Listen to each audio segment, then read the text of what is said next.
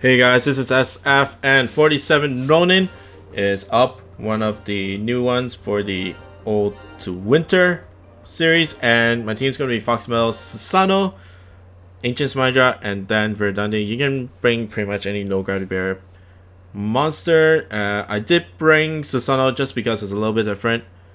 I'm pretty sure a lot of people that have Susano will bring Susano for this dungeon because he works really well, but you know, he's not a no gravity barrier monster, so you kind of have to have 2 or 3 other no gravity barrier monsters around just to, and you have to position for him to kind of position for him. Okay, so there's a new gimmick, new hazard called Magma. So what it does is you'll receive 8,000 damage every single turn, pretty much every single turn. You cannot mitigate the damage through, like, you know, survivor, shield, luck skill, and all that stuff.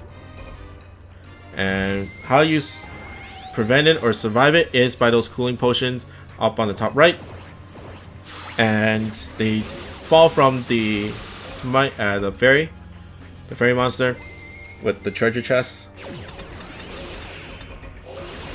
So basically the whole dungeon is take out the fairy, grab the potion, and then use those remaining turns onto the boss and stuff like that.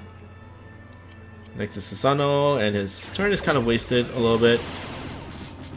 That's why it's not that great. Susano's not that great because wasting a turn is not that very recommended in this dungeon, because of course you take damage every single turn, and you know, you cannot afford to basically get whittled down there. You can bring recovery monsters like Himiko, Ascended, Jean of Arc, Cleopatra, those types of monsters, but you know, this is where where turtle stages is not good for this, because of course it wastes a turn, and if you have a cooling potion going into the next stage, then a turtle stage comes in, and then you're basically wasting that cooling potion, which is really annoying. Okay, but there are scorpions. Scorpions is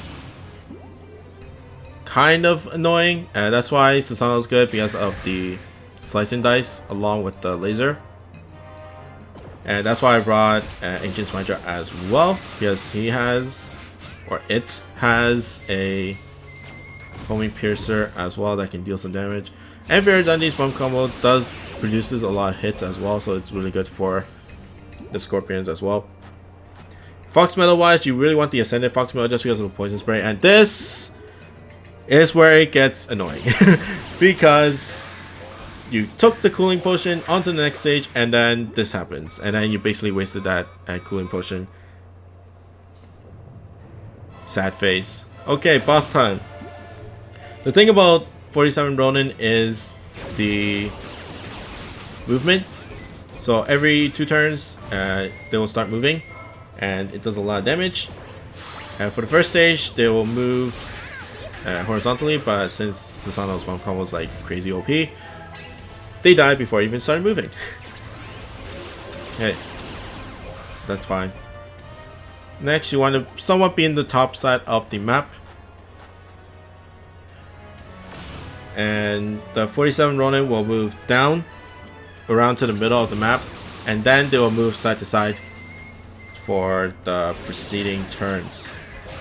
But make sure you just clear off the scorpion and clear off the fairy before it runs away. It runs away every 3 turns, and it ran away.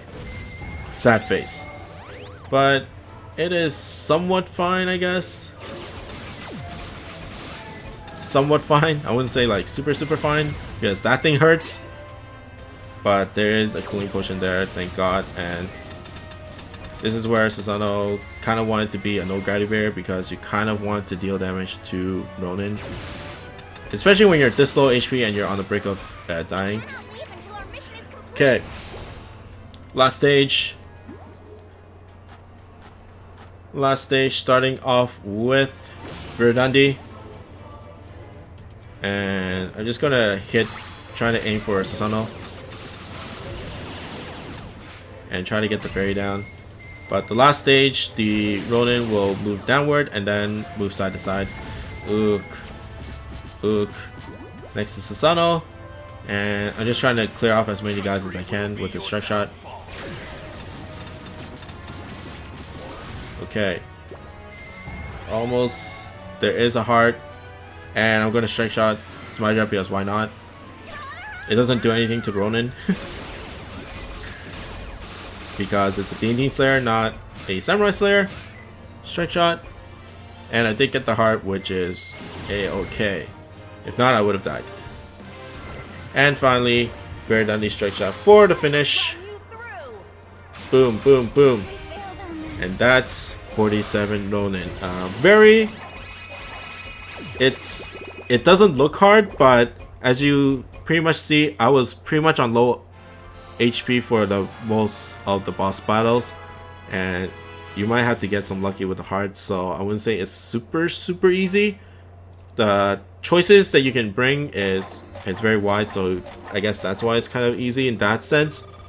But if there's a lot of chances where you can just die off of one attack because you're so low on HP. But that's pretty much it for me. I hope you guys like and subscribe, and I'll see you guys next time.